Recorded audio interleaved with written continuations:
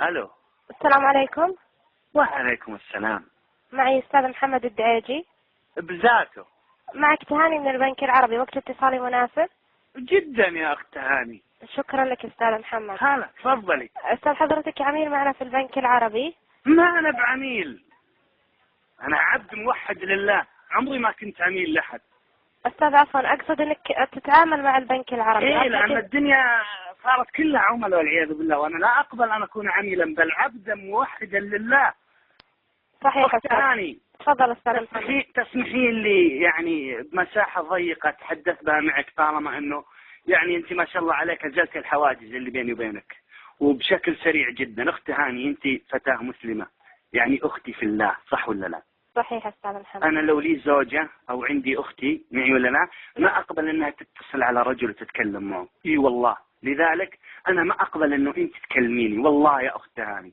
يعني يا زين المرأة، يعني عذوبتها وروعتها لما تلتزم بكتاب الله وتلزم بيت أهلها وتسمع وتطيع لزوجها وتحسن تربية أبنائها، وكل ما تعرف نفسها وتصون نفسها ما حد يسمع صوتها ولا حد يعرف أسلوبها ولا مستوى إدراكها، كل ما كانت قيمتها بالآفاق عالية ثمينة قيمة. أسأل الله أن الله يهديني أنا وياه. قولي آمين. آمين. عندك مشكلة معينة بالبنك مستعد أحل لهم طبعا. ليش؟ لأنه أنتم كلكم مشاكل بالبنك، وضعكم منهار جدا. ليش؟ ما بني على باطل، هو باطل. بنوككم تقوم على الربا والعياذ بالله، فطبيعي أنكم تصيروا متبعجين وحالتكم حالة تتصلون على بالقايلة تبون يفزع لكم. أستاذ محمد، العرض حاليا بخصوص التمويل الإسلامي.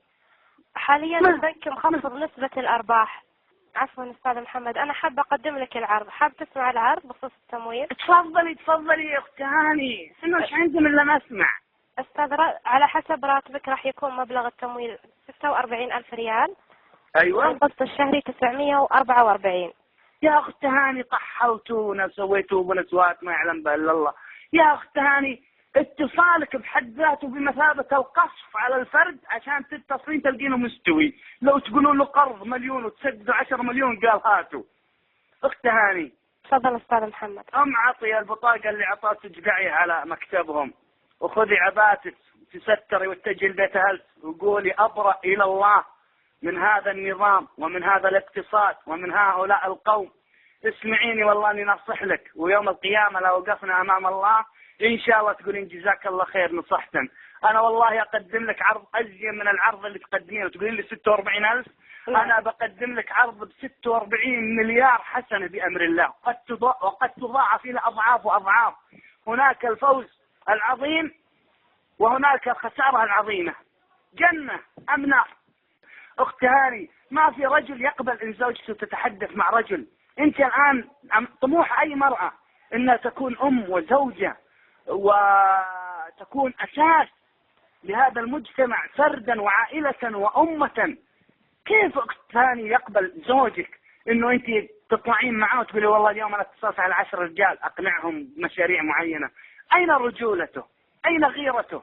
أخت هاني، أنت ما راح تقبلي برجل زيوث قذر ما له قيمة ما يغار عليك ويقبل أنك تتحدثين مع أي رجل. أخت هاني. أستاذ محمد عفوا، أنا اتصالي في حدود العمل. ما في عمل، الاختلاط كله حرام. المرأة صوتك عورة إلا عند ضرورة. معي ولا لا؟ أنت الآن تتكلمين معي، هذا باب فتح لمجرد أن يكون بيننا تحاور. الإنسان ضعيف. أنا نفسي كرجل مهما كان إيماني لمجرد أسمع المرأة اللبقة الناضجة عقلا شدني، وانت نفس الشيء. نحن بشر، عاطفتنا وهو صراع بين الفكر والعاطفة، النفس والنفس أمارة بالسوء يا أخت هاني. لذلك يا زينك لا منك حفظتي نفسك ورحت البيت أهلك وقلتي أنا ما أطلع إلا للضرورة، ولا أطلع إلا بمحرم، ولا أخاطب أي رجل ليس بمحرم لي. معي ولا لا؟ ولا أتحدث إلا في أمر من منطلق قال الله وقال رسوله. وضعك دمار أخت هاني، وهو ناويين يدمرونك. وانت ليش يدمرونك؟ لا لشيء إلا لأنك مسلمة.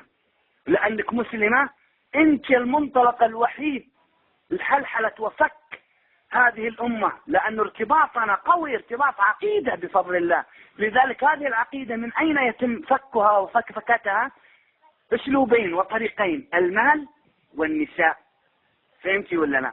لذلك خذي مني العرض هذا اللي يفوق عرضك بأضعاف المرات، معي ولا لا؟ اجد بطاقتهم واتركي هاي. كم يعطونك؟ 10,000. والله يا أخت تهاني ما لها قيمة. 10,000 لا تعني شيء أمام أنك تكوني محصنة لازمة بيت أهلك، حاشمة نفسك، وانت إن شاء الله محشومة بإذن الله.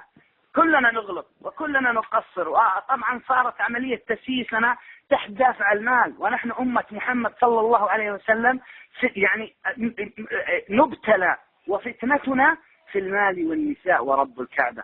لذلك لطيبهم واتركي وظيفتهم، هذه وظيفة ما تشرف. أنا الآن لو جيت بتقدم لك يا أخت هاني كذا بات جنبك وأحسب نفسي إني رجل، وأنا أعرف إن زوجتي بتقوم الصباح تروح العملها تكلم 4-5 رجال، من اللي يقبل؟ أنت تقبل؟ أنت زوجك تقبلين إنه يكلم حريم؟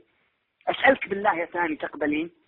لا ورب الكعبة لا يمكن تقبلين. وإذا كنت تقبلين فهذا يعني أنك امرأة لا قيمة لك، لا غيرة عندك. وش أعذب ما في المرأة غير غيرتها وحفظها لزوجها وحفظها لنفسها ودفاعها وزودها عن بيتها وعن عقيدتها وعن تربية أبنائها؟ احفظي نفسك، والله إني ما أتصلك بهالقائلة. ما تلقين ترى أحد بهذا الزمان. هذا الزمان ظهر فيه الفساد في البر